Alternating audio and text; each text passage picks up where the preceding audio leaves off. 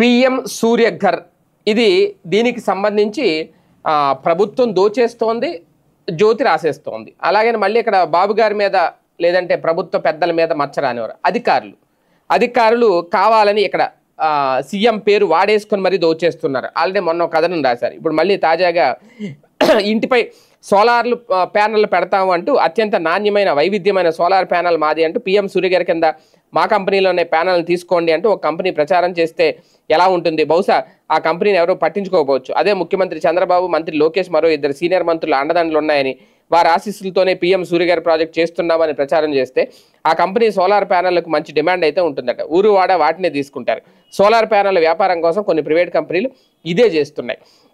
ఏకంగా సీఎం చంద్రబాబు, మంత్రి లోకేష్ పేర్లను వాడేసుకుంటున్నాయి. ముఖ్యమంత్రి రెఫరెన్స్తో వచ్చాము, నారా లోకేష్ గారి ఆశీస్సులతో వచ్చాము అని చెప్పి దోచేస్తున్నాయంట. అంటే ఒక రకంగా ఇప్పుడు ఈ సూర్యగారు వచ్చిన తర్వాత చాలామంది సూర్యగారిని కాకపోయినా మామూలుగా కూడా ఈ సోలార్ ప్యానెల్ పెట్టుకుంటున్నప్పుడు రకరకాల కంపెనీలను అప్రోచ్ అవుతున్నారు. మార్కెట్లో కూడా చాలా కంపెనీలు వచ్చేసినాయి. అయితే ఇక్కడ సూర్యగారిలో వీళ్ళతోనే వేయించుకోవాలి అనేది ఇంకా ప్రభుత్వం చెప్పాలి. ప్రభుత్వం ఒక నిర్ణయం తీసుకోవాలి.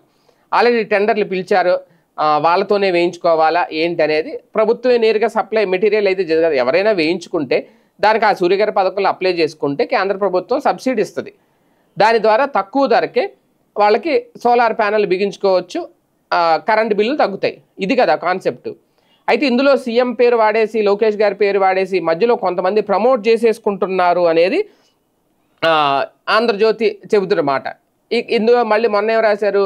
కొంతమంది అధికారులు అండదండలు ఉన్నాయి వాళ్ళకి, కొంతమంది వత్తాసు పలుకుతున్నారు అని చెప్పి మొన్న ఒక కథను రాశారు. ఇప్పుడు మళ్ళీ ఇది వీళ్ళ పేర్లు చెప్పుకుని ప్రమోషన్ చేసుకుంటున్నారు అనేది. మరి నిజంగా దోచేస్తున్నది ఎవరు, దోచిపెడుతున్నది ఎవరు, ఎవరు సీఎం పేరు లేదంటే చంద్రబాబు నాయుడు గారి పేరు, లోకేష్ గారి పేరు వాడేసుకుంటున్నది ఎవరు? ఆ కంపెనీల వివరాలు కూడా వీళ్ళు బయట పెడుతున్నారు. కాకపోతే ఏంటి అంటే ఇక్కడ అలా చెయ్యకూడదా అనేది ఇక్కడ కీలకమైన అంశం. అలాగా అది పెద్ద అవినీత, అది పెద్ద దోపిడీనా? నిజంగా ఒక ప్రైవేట్ కంపెనీకి ప్రైవేట్ కంపెనీలే ఇక్కడ చాలా వరకు ఇస్తాయి.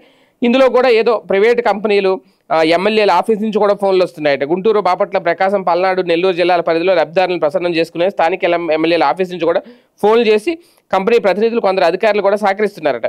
ఎమ్మెల్యే ఆఫీస్ నుంచి మాట్లాడుతున్నాం, ఆ కంపెనీ సోలార్ ప్యానెల్ తీసుకోండి, ఎమ్మెల్యే గారు అందరికీ చెప్పమన్నారని కూడా చెప్తున్నారట. అంటే ఇటువంటి దాన్ని ఇప్పుడు ఆంధ్రజ్యోతి సహించలేకపోతుంది. ఇదేదో ఒక కుంభకోణం లాగా, అంటే కుంభకోణాన్ని అనరు, ఎందుకంటే మళ్ళీ వీళ్ళ ప్రభుత్వం హయామే కాబట్టి. అదే వైసీపీ హయాంలో జరిగి ఉంటే ఖచ్చితంగా కుంభకోణం.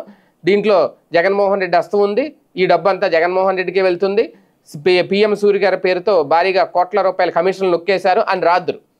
ఇక్కడ చంద్రబాబు గారి ప్రభుత్వం, కూటమి ప్రభుత్వం ఉంది కాబట్టి ఆ మాట అనట్లేదు అంతే.